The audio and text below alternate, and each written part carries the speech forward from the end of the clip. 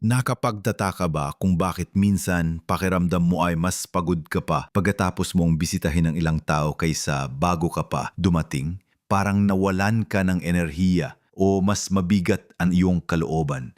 Naranasan mo na ba na kahit gaano ka pa kasaya bago ka lumabas ng bahay, pag uwi mo parang may ko anong lungkot o bigat ang kumakapit sa iyo at hindi mo alam kung bakit? Ang totoo, hindi ka nag-iisa sa pakiramdam na yan. Habang tumatanda tayo, lalong nagiging mahalaga ang bawat sandali, bawat lakas at bawat piraso ng kapayapaan sa ating puso. Ang ating oras ay ginto at ang ating enerhiya ay hindi na kasing dami tulad ng dati. Kaya napakahalaga na protektahan natin ang mga ito. Ang masakit na katotohanan ay minsan ang mga taong pinupuntahan natin ang siya mismong nagiging sanhi ng pagkaubos ng ating kaligayahan at kapayapaan. May mga uri ng tao na sa halip na magbigay liwanag ay siyang humihigop ng ating kalakasan at nagdadala ng alalahanin. Sa video na ito, tatalakay natin ang 5 uri ng tao na habang tumatanda ka ay dapat mong iwasang bisitahin o kung hindi man ay limitahan ang pakikipag-ugnayan para maprotektahan ang iyong kapayapaan at kaligayahan. Manood ka hanggang sa dulo dahil merong isang bagay na siguradong ikagugulat mo. Ngayon simulan na natin sa unang uri ng tao na kailangan nating pag-isipan kung dapat pa bang dalawin, lalo na sa panahong ito ng ating buhay kung saan ang kapayapaan ang pinakamahalaga. Ito ang mga taong ang buhay ay umikot sa walang tigil na pagrereklamo at pagiging biktima. Sila ang tinatawag nating ang walang tigil na nagrereklamo at puro negatibo. Siguro may kakilala ka ng ganito, hindi ba? Bawat pag-uusap, bawat pagkikita ay parang nagiging sesyon ng puro negatibong balita. Reklamo tungkol sa gobyerno, sa kapitbahay, sa panon, sa sakit, sa mga anak, sa lahat ng bagay sa ilalim ng araw. Hindi sila nakakakita ng liwanag sa dulo ng tunnel at kung mayroon man ay mabilis nilang hahanapan ng depekto. Ang nakakalungkot dito bilang mga Pinoy ay likas sa atin ang pagiging mapagmahal at mapagkumbaba. Kapag may naglalabas ng problema, marami sa atin ang nakikinig at nagbibigay ng pakikiramay. Pero kapag paulit-ulit na lang at walang ginagawa para baguhin ang sitwasyon, nagiging nakakapagod at nakakadrain ito. Parang isang malaking balde ng basura na dinadala sa bahay mo at ikaw bilang tagapakinig ang nakakaramdam ng bigat. Isipin mo, lola o lolo, gaano na kahaba ang buhay na pinagdaanan mo. Siguradong nakaranas ka na ng maraming hirap at hamon. At sa bawat isa sa mga iyon na pagtagumpayan mo. Ngayon, sa edad natin, ang huling bagay na kailangan natin ay ang patuloy na marinig ang mga reklamo na hindi naman natin kayang solusyonan. At lalong-lalo na, hindi naman talaga gustong solusyonan ng nagrereklamo. Ang mga taong ito madalas ay hindi naman humihingi ng payo o tulong. Gusto lang nilang may kausap na makikinig sa kanilang pagdadrama. At ikaw na naghahanap ng kapayapaan ay nagiging taguan ng kanilang mga pasakit. Sa umpisa, baka pakiramdam mo ay tungkulin mong makinig na bilang kaibigan o kamag-anak dapat kang naroon para sa kanila. Pero habang tumatagal, mapapansin mo na pagkatapos ng bawat pagdalaw o tawag, pakiramdam mo ay mas pagod ka kaysa masaya. Ang kanilang negatibong pananaw sa buhay ay parang amoy na kumakapit at nag-iiwan ng lungkot sa iyong kalooban. Ang payo ko dito, hindi mo kailangang iwasan sila ng buo kung hindi mo kaya, pero limitahan mo ang oras mo sa kanila. Kung tumawag sila at nagsimulang magreklamo, sabihin mo ng may pagmamahal, nauunawaan ko ang nararamdaman mo, pero kailangan ko ng magpahinga o may iba pa akong gagawin. Kung dadalaw ka, gawing may ikli ang pagbisita. O kaya, ilihis ang usapan sa mga bagay na mas magaan at mas masaya. Iset mo ang iyong hangganan. Tandaan mo, ang iyong kapayapaan ay mahalaga at hindi mo obligasyong akuin ang bigat ng mundo ng iba.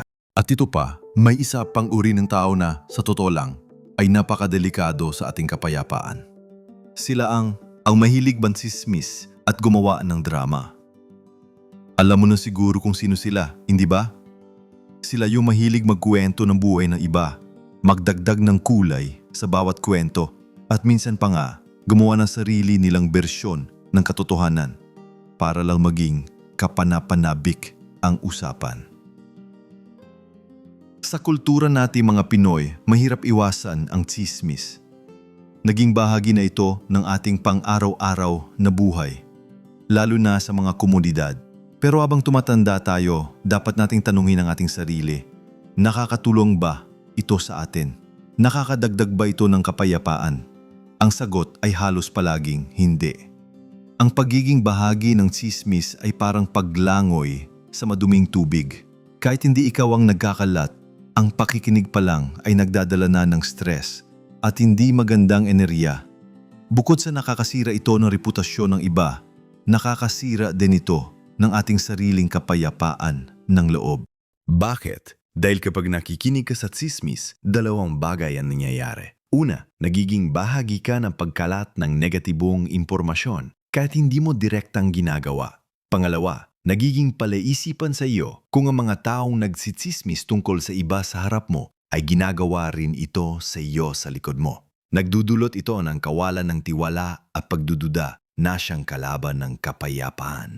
Isipin mo, kapag nasa ganitong uri ka ng pagtitipon o kausap mo ang taong ito, may mga pagkakataong pakiramdam mo ay kailangan mo makisama para hindi ka mapag-isa. Pero ang totoo, hindi ito makakatulong sa iyo. Ang pakikinig sa tsismis ay parang paglagay ng lason sa iyong isip. Unti-unti nitong nilalason ang iyong pananaw sa kapwa at nagpapababa ng iyong antas ng kasyahan. Ang pinakamabisang paraan para protektahan ang iyong sarili mula sa ganitong uri ng enerhiya ay ang pag-iwas. Kapag nagsimulang magkwento ng tsismis ang kausap mo, ilihis agad ang usapan. Magtanong ng tungkol sa ibang bagay. O sabihin mo ng direkta ngunit magalang. Pasensya na, pero hindi ko gustong pag-usapan ang buhay ng ibang tao. Hindi mo kailangang maging rude, pero kailangan mong maging matatag sa pagprotekta sa iyong sariling espasyo at kapayapaan. Kung hindi ka makakaiwas, limitahan ang iyong oras sa kanila. Huwag kang maging regular na tagapakinig. Alalahanin, ang iyong isip ay parang isang harden.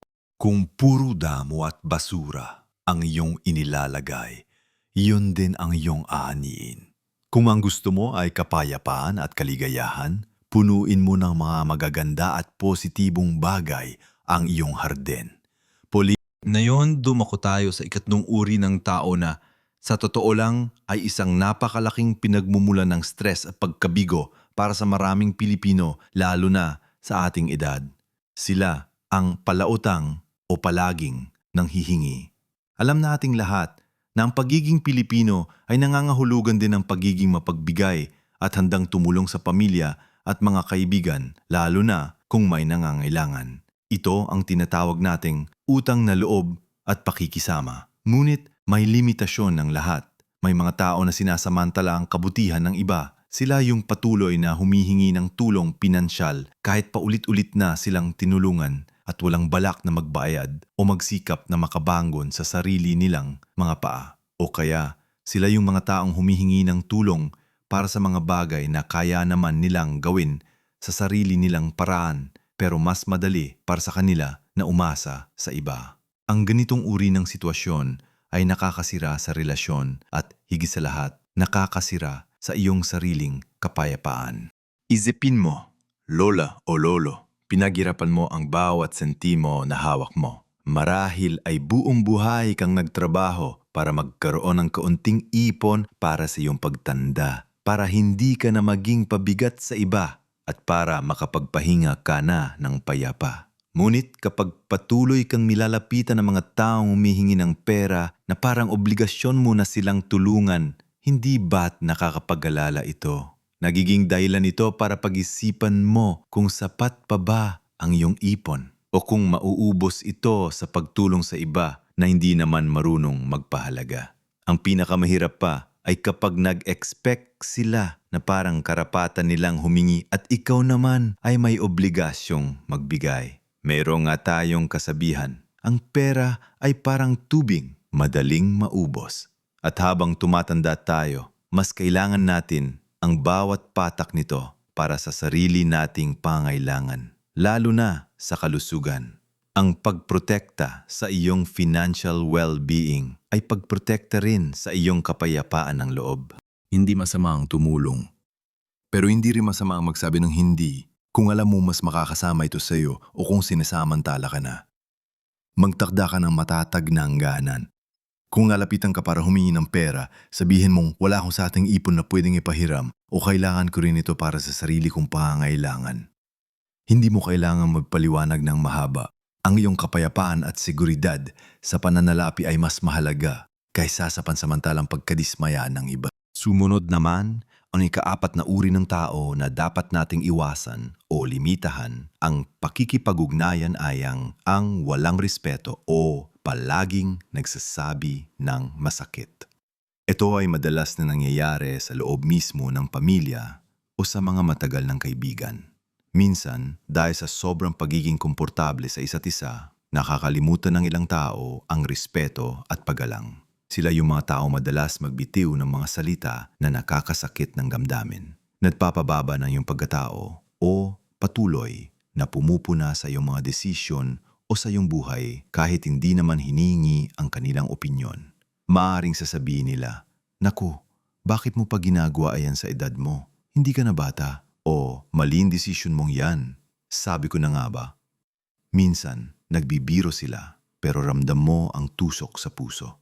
Ang masaklap, madalas ay hindi nila nakikita na nakakasakit sila o kung nakikita man nila ay hindi nila pinapansin dahil akala nila ay normal lang iyon sa inyong relasyon. Ngunit ang paulit-ulit na pagkuwestiyon sa iyong halaga o sa iyong mga pinili ay nakakaubos ng kumpiyansa sa sarili at nakakababa ng moral. Bilang isang nakatatanda, dapat nating ipaglaban ang ating karapatan sa paggalang. Marami na tayong napagdaanan at nalampasan at ang ating mga karanasan ay nagbigay sa atin ng karunungan. Ang mga taong patuloy na nagpaparamdam sa iyo na ikaw ay walang kwenta o na mali ang lahat na iyong ginagawa ay hindi nakakatulong sa iyong mental at emosyonal na kalusugan. Sa halip, nagiging sani sila ng pagdududa sa sarili at kalungkutan. Mahalaga na iparamdam sa kanila ang iyong nararamdaman sa isang payapa at matatag na paraan. Sabihin mo, nasasaktan ako sa sinasabi mo o hindi ako komportable sa ganitong usapan. Kung hindi sila nakikinig o nagbabago, ang pinakamahusay na paraan para protektahan ang iyong sarili ay ang limitahan ng pakikipag-ugnayan sa kanila. Hindi mo kailangang tiisin ang mga taong nagpapababa ng iyong pagkatao. Ang iyong kapayapaan ay mas mahalaga kaysa sa pagpapanatili ng relasyon na puro sakit ang dulot. Ang pagpapahalaga sa sarili ay nangangahulugan din ng pagpapahalaga sa iyong emosyonal na kalusugan. At sa wakas, narito ang ikalima at huling uri ng tao na kailangan nating pag-isipan kung dapat pa bang ibuhos ang ating oras at enerhiya sa kanila. Sila ang nang-aagaw ng enerhiya o sobrang demanding. Sila ang mga taong sa bawat pagbisita mo ay parang may listahan ng mga bagay na gusto nilang ipagawa sa iyo o nangangailangan ng iyong buong atensyon at emosyonal na suporta. Ngunit hindi naman sila handang magbigay pabalik.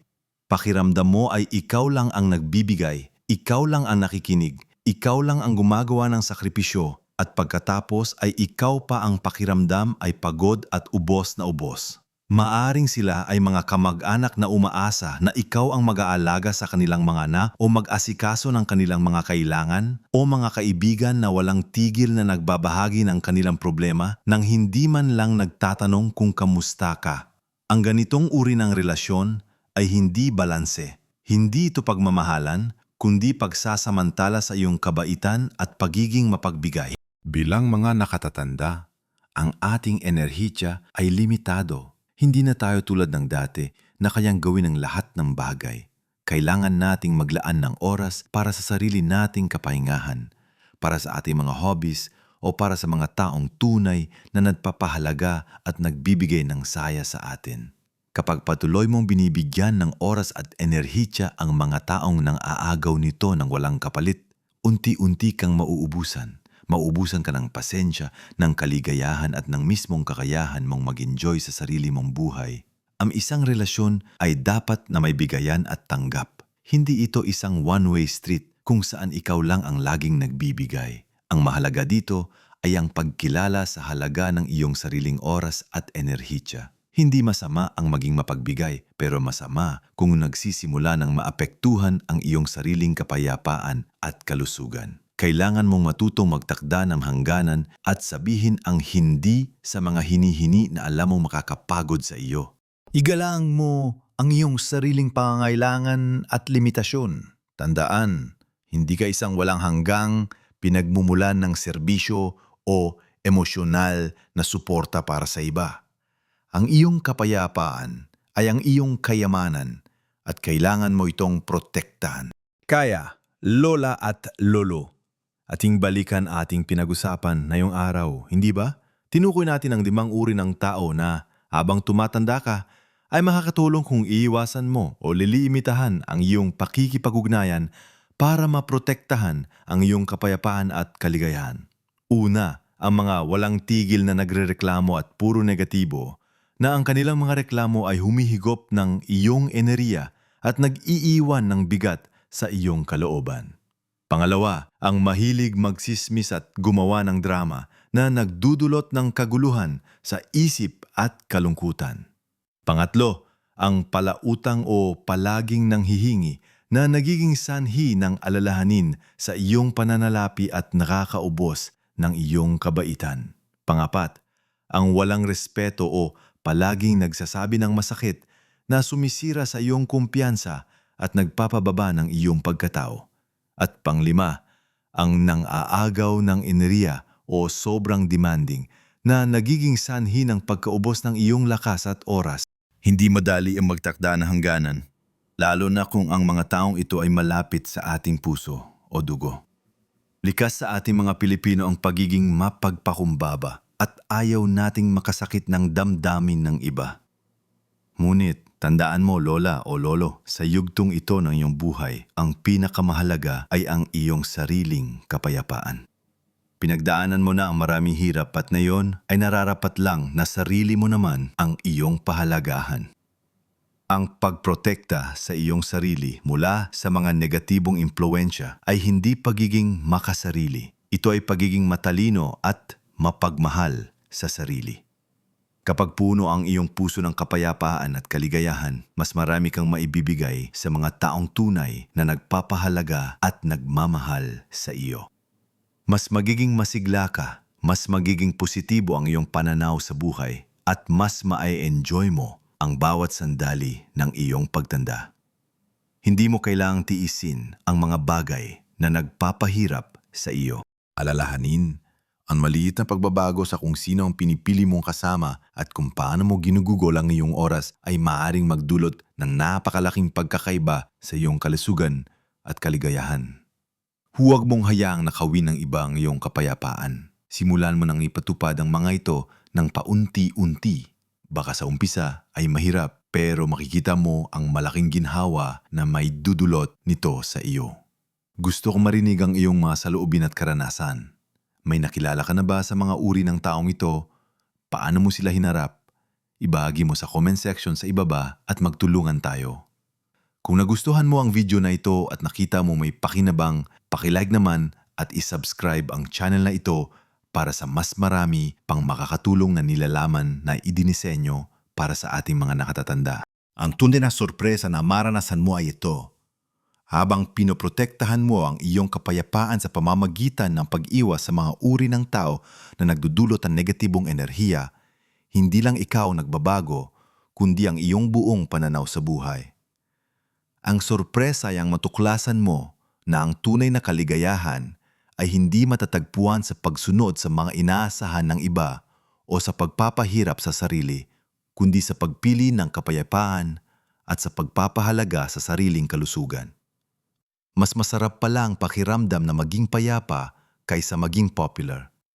At yan ang isa sa pinakamahalagang aral na matututunan mo sa pagtanda. mabuhay ka ng buo at masaya sa bawat edad.